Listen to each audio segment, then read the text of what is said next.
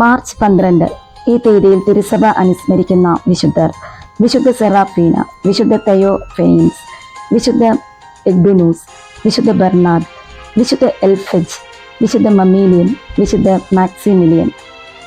വിശുദ്ധ സെറാഫീന 1253 കാലഘട്ടത്തിലാണ് വിശുദ്ധ സെറാഫീന ജീവിച്ചിരുന്നത്. അവളൊരു കൊച്ചു പെൺകുട്ടിയായിരുന്നു. വളരെ സുന്ദരിയുമായിരുന്നു. വളരെ ദരിദ്രമായ കുടുംബത്തിലാണ് അവൾ ജനിച്ചതെന്ന് പറയപ്പെടുന്നത്. അവളുടെ അച്ഛൻ വളരെ ചെറുപ്പത്തിൽ തന്നെ മരിച്ചു.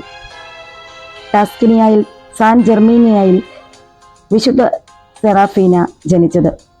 ഭക്തരായ മാതാപിതാക്കന്മാർ അവളെ സഹനം അഭ്യസിപ്പിച്ചു. അനസ്യൂത സഹനമായിരുന്നു അവളുടെ ജീവിതം. ഒരു കൊച്ചു പെൺകുട്ടിയായിരിക്കുമ്പോൾ തന്നെ അവൾ തയ്യലും നൂൽക്കലും പഠിച്ചു. കൂടുതൽ സമയവും വീട്ടിൽ ചെലവഴിച്ചു. പിതാവിൻ്റെ മരണശേഷം അവൾക്ക് വിചിത്രവും തളർച്ചയും ഉണ്ടാകുന്നതുമായ ഒരു രോഗം പിടിപെട്ടു. അവൾ വികൃതയും വിരൂപയുമായി തീർന്നു. നിരന്തരമായ വേദനയിൽ കിടക്കയിൽ നിന്ന് എഴുന്നേൽക്കുവാനോ അനങ്ങുവാനോ കഴിയാതെ അവൾ അവിടെ തന്നെ കിടക്കേണ്ടതായി വന്നു. അവളുടെ അമ്മ അവളെ പരിചരിച്ചു. പക്ഷേ അമ്മയുടെ ജോലിയിൽ ഏർപ്പെടാൻ മണിക്കൂറുകളോളം വേണ്ടി വന്നതുകൊണ്ട് തന്നെ അവളെ പലപ്പോഴും ഉപേക്ഷിക്കേണ്ടതായിട്ട് വന്നു. സെറാഫീനയുടെ ഏക ആശ്വാസം കുരിശായിരുന്നു. കഷ്ടപ്പെടുന്ന ക്രിസ്തുവിനെ അനുകരിക്കുവാൻ താൻ വിളിക്കപ്പെട്ടിരിക്കുന്നുവെന്ന് അവൾ മനസ്സിലാക്കി.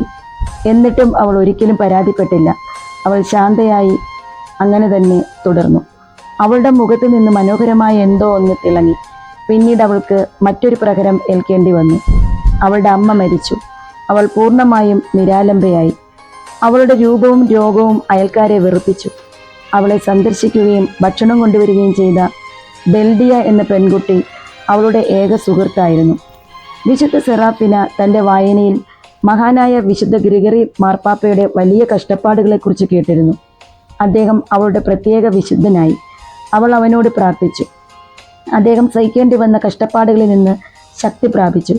സ്വന്തം കഷ്ടപ്പാടുകൾ സഹിക്കാൻ ആവശ്യമായ ക്ഷമ അവൻ അവൾക്ക് നൽകണമെന്ന് പ്രാർത്ഥിച്ചു. അവൾ ഇപ്പോൾ വളരെ ദുർബലയും നിസ്സഹായയുമായിരുന്നു. അവൾക്ക് അധികകാലം ജീവിക്കാൻ കഴിയില്ലെന്ന് എല്ലാവർക്കും തന്നെ വ്യക്തമായി. മരണത്തിന് 8 ദിവസം മുമ്പ് ഏകാന്തമായും ഏതാണ്ട് പൂർണ്ണമായും ഉപേക്ഷിക്കപ്പെട്ട നിലയിലും വിശുദ്ധ ഗ്രിഗറി അവൾക്ക് പ്രത്യക്ഷപ്പെട്ട് അവളോട് പറഞ്ഞു: പ്രിയ കുഞ്ഞെ, എൻ്റെ തിരുനാൾ ദിനത്തിൽ ദൈവം നിനക്ക് വിശ്രമം നൽകും. ആ ദിവസങ്ങളിൽ അദ്ദേഹത്തിൻ്റെ തിരുനാൾ മാർച്ച് 12 ആഘോഷിച്ചിരുന്നത്. ആ ദിവസം അവൾ മരിച്ചു. നഗരം മുഴുവൻ അവളുടെ ശവസംസ്കാര ചടങ്ങിൽ പങ്കെടുത്തു. ആ നിമിഷം മുതൽ എല്ലാവരും അവളോട് പ്രാർത്ഥിക്കുവാൻ തുടങ്ങി. അവൾ കിടന്ന സ്ഥലത്ത് അവളുടെ അയൽക്കാർ വെളുത്ത വയലറ്റുകൾ വളരുന്നതായി കണ്ടെത്തി. ഇന്നും അവൾ താമസിച്ചിരുന്ന സാൻ ജെമിനിയാനോ ഗ്രാമത്തിൽ മാർച്ചിൽ വിരിയുന്ന വെളുത്ത വയലറ്റുകളെ സാന്താ ഫിന പൂക്കൾ എന്ന് വിളിക്കുന്നു. 1253 മാർച്ച് 12 15ാമത്തെ വയസ്സിലാണ് അവൾ മരിച്ചത്. സെറാഫീന ഒരു മഠത്തിലും ചേർന്നില്ലായിരുന്നുവെങ്കിലും വീട്ടിൽ ബെനഡിക്റ്റൈൻ സഭാ നിയമം അനുസരിച്ചാണ് ജീവിച്ചത്. ബെനഡിക്റ്റൈൻ വൈദികരുടെ ആധ്യാത്മിക നിയന്ത്രണത്തിൽ അവൾ വിശുദ്ധിയിൽ അഭിവൃദ്ധി പ്രാപിച്ചു.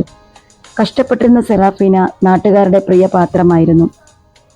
നമുക്കും സെറാഫീനയോട് പ്രാർത്ഥിക്കാം.